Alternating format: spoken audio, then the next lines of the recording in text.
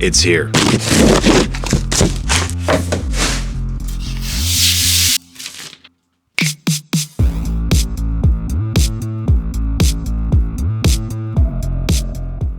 Right in front of me is the Neo Qube 2 Infinity Mirror by MagniumGear from phanteks. Believe it or not, this case is not made by Lee & Lee, but it looks very, very similar as you can see, except it's actually very different. In the front right here, you get this mirror that is phenomenal looking. This is an infinity mirror that has RGB LED all the way around. It's one of the coolest features that this case has to offer, but there's also other really cool features. Before we get started, I'd like to thank phanteks for sending this case over. Obviously, no strings attached. I can say whatever I want about this case, but today we're going to be taking a look at it. I honestly spent the last 2 hours with this case just looking around, looking at all the designs, looking at all the features it has to offer, and I can tell you I only have one thing that I dislike about this case.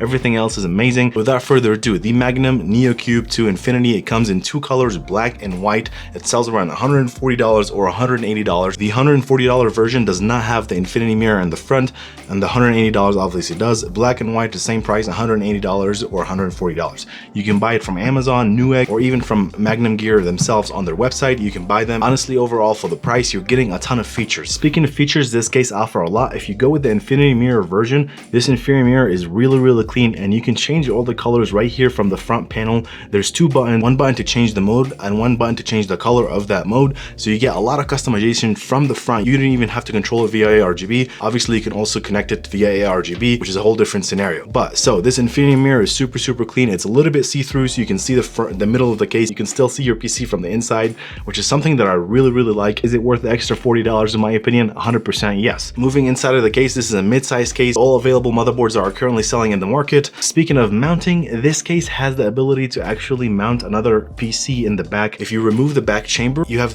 the ability to mount a mini motherboard in the back as well. So you can have 2 PCs in one case, which is crazy. If you get one power supply that has enough power to actually power both PCs. So if you don't want 2 cases, you can buy 1 case, have 2 PCs. That feature is actually really awesome. You also get ventilation for the other motherboard, so you don't have to worry about airflow. Speaking of airflow, this case does not lack in that department at all. You can mount 3 fans at the top, 3 on the side and 3 on the bottom, all 120 millimeters, so 360, 360, 360. And the nice thing is it has a lot of open holes at the bottom, the sides, and the back. It's all open and it's all easy to clean. Speaking of cleaning, removing the side panels is super easy. They're all just hooked via thumb screws, so you just take the thumb screw off and then just remove the panel, slide it up or down or side or whatever, and all of it is just super removable, which is really nice, making it super easy to clean, which is something that I personally care about. You know, cleaning your PC is very important. Going back to the case, let's talk about cables, about hard drive mounting, and about the power supply mounting. The power supply is actually vertical in the back, which is really nice. I like the ability to vertically mount my power supply in the back. It's just easier to plug cables into if you need to add or remove cables. In the middle of the back, you get a tall hard drive bay that is just mounted to the case, that you can mount your SSDs,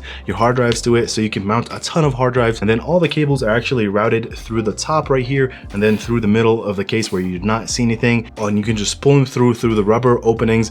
You get 3 on the side right here and then 2 at the top, so you get a ton of holes to route your cables to your motherboard, which is super nice. And I like that the rubber material actually matches the color of the case. So in this case it's white, and if black it's black. Cable management, you don't get a lot of raceways built in, but you get these hooks that you can just put your zip ties through and hold all your cables together. So that's that. But a lot of people don't even give a crap about the back of their case. You know, they just shove all the cables in and just close it. Do not do that. Try to cable manage it a little bit. Now let's talk a little bit about the front panel. You get 2 USB 3.0, 3.1 USB-C, a jack, and the 2 buttons to change the color, and the power button and restart button right here. So you get a ton of options on the front panel, which is really nice. So moving on, I have only one nitpick about this case, one thing that I dislike, which is the audio cable that comes from the front panel all the way to the motherboard is ketchup and mustard. They could have just covered it a little bit better. That is one thing that I have a complaint about. Obviously, you can put electrical tape on it and you can cover it yourself, but I just hate seeing a ketchup and mustard cable in a case like this. It's so beautiful,